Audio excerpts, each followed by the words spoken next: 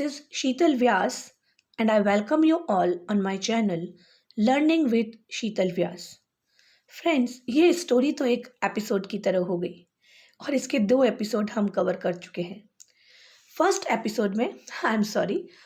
Part में हमने देखा था कि जुम्मन शेख और अलगू चौधरी जो कि बहुत अच्छे दोस्त हैं, उन दोनों की बॉन्डिंग बहुत अच्छी और स्ट्रॉन्ग बॉन्डिंग थी और दोनों ही एक दूसरे की बहुत केयर करते थे। पूरे गांव में उनका बहुत रेस्पेक्ट होता था। जुम्मन शेख की एक ओल्ड आंट थी जिन्होंने अपनी पूरी प्रॉपर्टी जुम्मन शेख के नाम पे ट्रांसफ़र कर दी थी और वो उनके साथ ही रहने लगी थी। जुम्मन शेख की यह रिस्पॉन्सिबिलिटी थी कि वो आंट की केयर करे। कुछ सालों तक ये सिस्टम चलता रहा, लेकिन धीरे धीरे जुम्मन की फैमिली अपने इस ओल्ड रिलेटिव से परेशान हो गई और अब वो बेमन से उसकी हेल्प करने लगे। आंटी को यह सहन करना अच्छा नहीं लगा। आंटी को बहुत तकलीफ होती थी, इसलिए उन्होंने एक दिन जुम्मन शेख से एकदम सामने आमने बात कर ली और उनसे कहा कि जुम्मन, या तो तुम मुझे मेरे महीने का एक अलाउंस दे दो और मैं अपनी किचन अलग कर लूँ। लेकिन इस बात पर जुम्मन ने बहुत गंदा जवाब दिया और आंटी को बिल्कुल साफ मना कर दिया कि वो उसे मंथली अलाउंस नहीं देगा।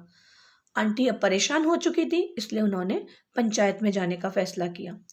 पंचायत में जाने से पहले वो अलगू चौधरी से मिली, वही अलगू चौधरी जो कि जुम्मन शेख का बेस्ट फ्रेंड था, और आंटी ने उससे रिक्वेस्ट की कि कल वो भी पंचायत में आए और आकर सच बोले। हालांकि अलगू चौधरी का ये कहना था कि मैं जुम्मन के अगेंस्ट नहीं बोल पाऊंगा क्योंकि जुम्मन मेरा बेस्ट फ्रेंड है। लेकिन कोइंसिडेंसली हुआ क्या कि जब नेक्स्ट पंचायत जब भी बैठी, तब जुम्मन शेख ने आंट को बोला कि आप ही तय करें कि मुख्य पंच या सरपंच कौन होगा, और आंटी ने जुम्मन शेख के अगेंस्ट में जो पंच बनाया था वो नाम था अलगू चौधरी का। हालांकि अलगू चौधरी ने कहा कि आप तो जानती हैं कि मैं जुम्मन का बेस्ट फ्रेंड हूँ, लेकिन तब आंटी ने कहा कि ये जानते हुए भी मैं तुम्हें ही सरपंच बनाती हूँ क्योंकि मुझे लगता है कि पंचों के मन में कौन रहता है, भगवान रहते हैं। तो जो तुम बोलोगे वो इंसाफ के लिए बोलोगे और सच के लिए बोलोगे। और दोनों पक्षों की बात सुनने के बाद अलगू चौधरी ने जो फैसला लिया वो फैसला जुम्मन शेख के अगेंस्ट था। जुम्मन शेख को बहुत गुस्सा आया क्योंकि अब उसे क्या फैसला सुनना पड़ा। अलगू चौधरी उसका बेस्ट फ्रेंड होते हुए भी उसने ये कह दिया कि या तो जुम्मन शेख मंथली अलाउंस दे या फिर आंटी की प्रॉपर्टी रिटर्न कर दे। और ये एक बहुत बड़ा ब्लो था, बहुत बड़ा एक तरह का एक चोट थी उनकी दोस्ती पे। अब उन दोनों की दोस्ती टूट गई थी और अब जुम्मन शेख दोस्त की बजाय अलगू चौधरी का दुश्मन बन गया था और रिवेंज लेना चाहता था। आज के इस पार्ट में हम देखते हैं कि क्या जुम्मन शेख ने क्या अलगू चौधरी से रिवेंज लिया, और लिया तो किस तरह लिया। So days passed, and as ill luck would have it, Algu Chaudhary found himself in a tight spot. दिन बीतते गए और शायद ये उसका इल लक का मतलब बैड लक था कि अलगू चौधरी भी एक दिन बहुत ही मुश्किल घड़ी में आ गया। टाइट स्पॉट का मतलब बहुत ही डिफिकल्ट सिचुएशन में आ गया। One of his fine pair of bullocks died. उसके जो बैलों की जोड़ी थी उसमें जो सबसे अच्छी जोड़ी थी उनमें से एक बैल की जोड़ी जो थी वो मर गई। And he sold the other two Samjhu Sahu, a cart driver of the village. उसके पास जो भी बैल की जोड़ी थी उनमें से जो अच्छे बैल थे उनमें से एक जोड़ी तो मर गई और दूसरी जो थी वो उसने एक कार्ट ड्राइवर जिसका नाम था समझू साहू, उसको उसने बेच दी। The understanding was that Sahu would pay the price of the bullock in a month's time. और उन दोनों के बीच में क्या अंडरस्टैंडिंग थी, यानी उन दोनों ने क्या एग्रीमेंट किया था कि साहू जो है वो एक मंथ के अंदर अंदर, एक महीने के अंदर अंदर जो बुलक की प्राइस है वो उसे दे देगा अलगू चौधरी को।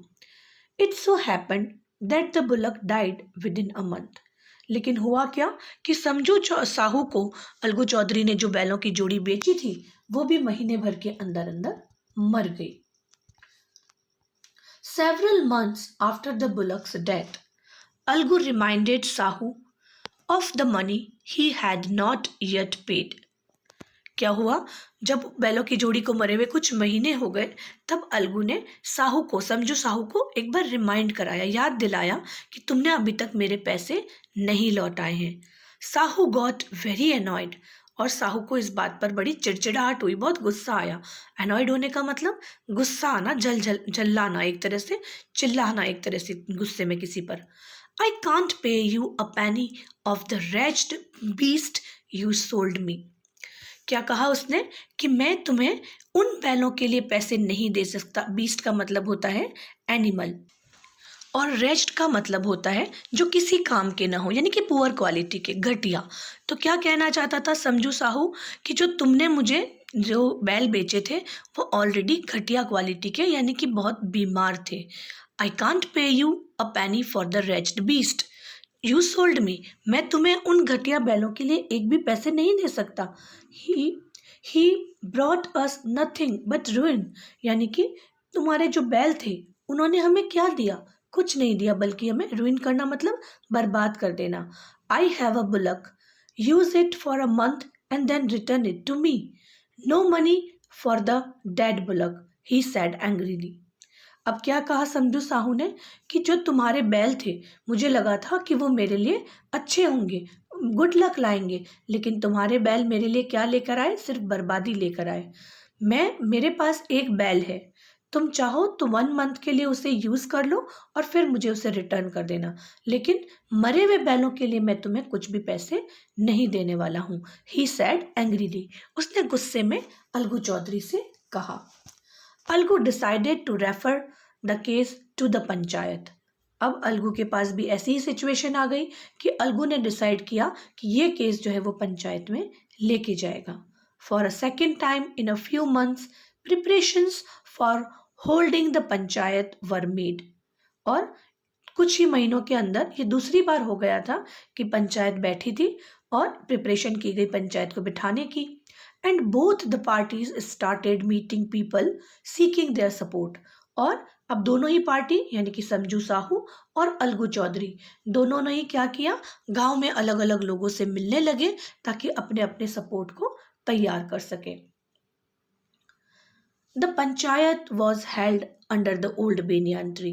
फिर से पंचायत बैठी ओल्ड बेनियान ट्री के नीचे। Algu stood up and said, the voice of the panch is the voice of God. Let Sahu nominate the head panch, I will abide by his decision. क्या कहा अलगू चौधरी ने? अलगू चौधरी ने भी सेम वही बात कही जो जुम्मन शेख ने कही कि पंचों की आवाज़ में, पंचों की भाषा में जो बोलते हैं वो गॉड होते हैं, यानी कि भगवान होते हैं। तो साहू को डिसाइड करने दीजिए, साहू जो है वो हेड पंच को नॉमिनेट कर दे और मैं लीगली उस डिसीजन को मान लूँगा। Sahu saw his chance and propose the name of Jumman. Sahu Sahu को क्या लगा, अब उसे लगा कि ये बहुत अच्छा मौका है, और उसने किसका नाम लिया? उसने नाम लिया जुम्मन का। आपको याद होगा पिछली बार जब पंचायत बैठी थी तब अलगू चौधरी जुम्मन के अगेंस्ट में उन्होंने फैसला दिया था पंच बनकर। तो इस बार साहू ने इस चीज का फायदा उठाया और उसने क्या किया, हेड पंच के लिए किसको नॉमिनेट किया? जुम्मन को। Algu's heart sank and he turned pale. But what could he do? और जब उसने अलगू चौधरी ने जुम्मन का नाम सुना तो उसका दिल डूब गया, यानी कि उसका दिल बैठ गया, वो डर के मारे एकदम पीला पड़ गया। टर्न पेल का मतलब एकदम से डर के मारे उसका रंग सफ़ेद हो गया।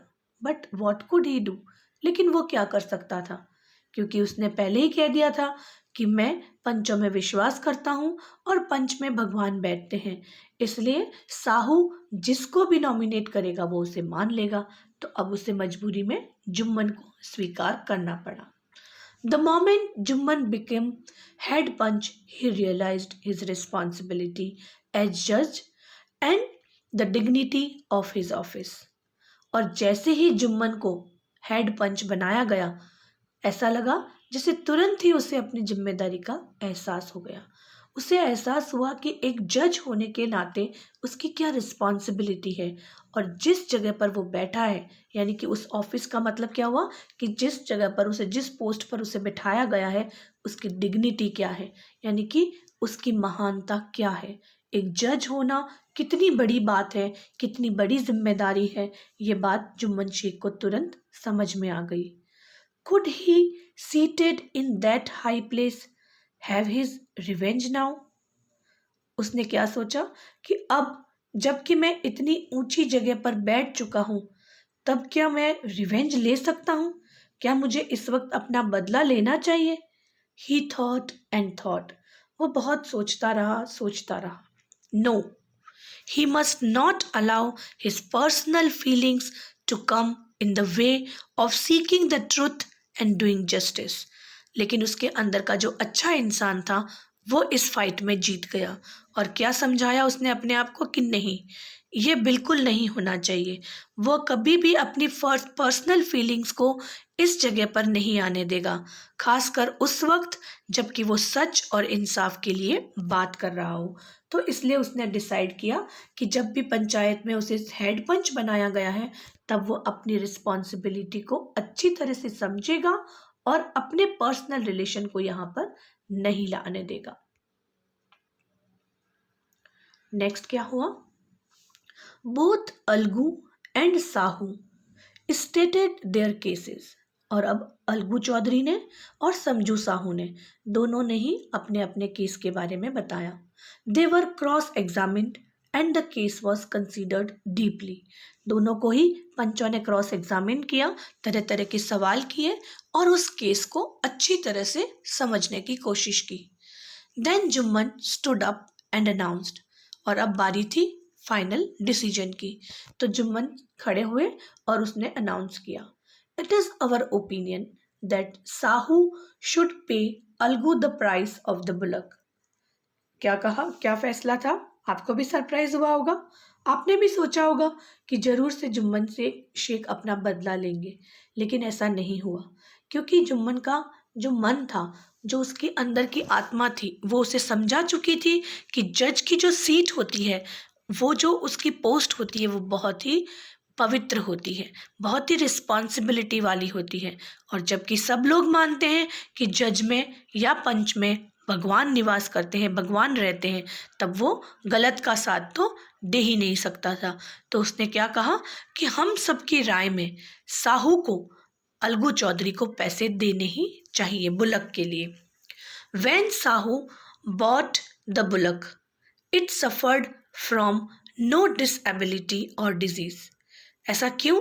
क्योंकि जब साहू ने बुलक को खरीदा था, तब वो बुलक जो थे, न तो वो डिसेबल थे और न ही उन्हें कोई बीमारी थी। The death of the bullock was unfortunate, but Algu cannot be blamed for it. हालांकि ये बहुत दुख की बात है, दुर्भाग्य है कि वो जो बुलक थे वो मर गए, लेकिन उसके लिए अलगू चौधरी को दोषी नहीं ठहराया जा सकता। एंड नेक्स्ट क्या लिखा है? Algu could not contain his feeling. और अब जब जुम्मन शेख का ये फैसला आया, तब अलगू चौधरी अपनी भावनाओं को कंट्रोल नहीं कर पाए। He stood up and said loudly over and over again, victory to the panchayat, this is justice, God lives in the voice of the panch. Victory to the panchayat. उसने क्या कहा? पंचायत की जय हो, क्योंकि यही इंसाफ है, यही न्याय है। पंचों में कौन निवास करते हैं? पंचों की वाणी में या पंचों की बोली में तो भगवान निवास करते हैं, भगवान रहते हैं। इस तरह से इस केस का फैसला हो गया और अलगू चौधरी के फेवर में यह फैसला गया। Soon after, Jumman came to Algu, embraced him and said, क्या हुआ? जैसे ही ये फैसला हुआ, पंचायत खत्म हुई, तो जुम्मन तुरंत अलगू चौधरी के पास गया। एम्ब्रेस करना मतलब गले लगाना, और उसे गले लगाकर अपनी बाहों में लेकर कहा, since the last panchayat I had become your enemy. क्या कहा उसने, जुम्मन शेख ने, कि पिछली पंचायत के बाद तो मैं तुम्हारा दुश्मन बन गया था। Today I realised what it meant to be a panch. क्या कहा जुम्मन शेख ने कि आज मुझे इस बात का एहसास हुआ कि पंच होना क्या होता है। A panch has no friend nor enemy. एक पंच के न कोई दोस्त होते हैं, न कोई दुश्मन होते हैं। He knows only justice. वो सिर्फ इंसाफ के बारे में जानता है। Let no one deviate from the path of justice and truth for friendship और एनमिटी। और उसने क्या कहा कि चलो हम ये बात समझ जाते हैं कि किसी को भी इंसाफ के रास्ते से भटकना नहीं है। किसके लिए? सच के लिए भटकना नहीं, सॉरी, इंसाफ और सच के रास्ते से भटकना नहीं है, चाहे वो दोस्ती के लिए हो चाहे वो दुश्मनी के लिए हो। यानी दोस्ती और दुश्मनी से ज़्यादा बड़ा क्या है? इंसाफ और सच। Algu embraced his friend and wept. और इस बात पर अलगू चौधरी ने अपने दोस्त को गले लगाया और वह रोने लगा। And his tears washed away all the dirt of misunderstanding between them. और इस तरह से वो जो आंसू थे, उन आंसुओं ने क्या किया? उन दोनों के मन के मैल को और जो दोनों के बीच में मिसअंडरस्टैंडिंग हो गई थी उसको धो डाला, यानी ख़त्म कर दिया। तो इस तरह से ये प्रेमचंद की लिखी बहुत ही अच्छी स्टोरी थी। आई होप आप सभी ने इसे एंजॉय किया होगा। लेकिन दोस्तों, ये जो स्टोरी है, एक्चुअल में ये स्टोरी हमें एक बहुत बड़ी शिक्षा देती है, एक अच्छा लेसन हमें देती है। और वो लेसन क्या है? That we must respect the justice and truth. और हमें ट्रुथ और जस्टिस को हमेशा अपनी दोस्ती और दुश्मनी से ऊपर समझना चाहिए। We must not underestimate the justice and truth for the friendship और एनमिटी। अगर आपका दोस्त गलत कर रहा है तो आप एक दोस्त होने के नाते आपका फर्ज बनता है, this is your responsibility to make him aware, to tell him that he or she is wrong. You should not favor him for just for the sake of the friendship, because the truth is better than the friendship or enmity. और हमें हमेशा सच का साथ देना चाहिए। ऐसा कर हो सकता है कि आप कुछ दिनों के लिए अपने फ्रेंड से नाराज रहें या आपका फ्रेंड आपसे नाराज रहे, but ultimately he or she will understand that what is the correct and he or she will become again your best friend. So friends, here we are going to complete our lecture. I hope you enjoyed the story. We will meet for the next lecture with a new and exciting story or maybe some drama. Till then, Jai Hind everyone. Have a nice day.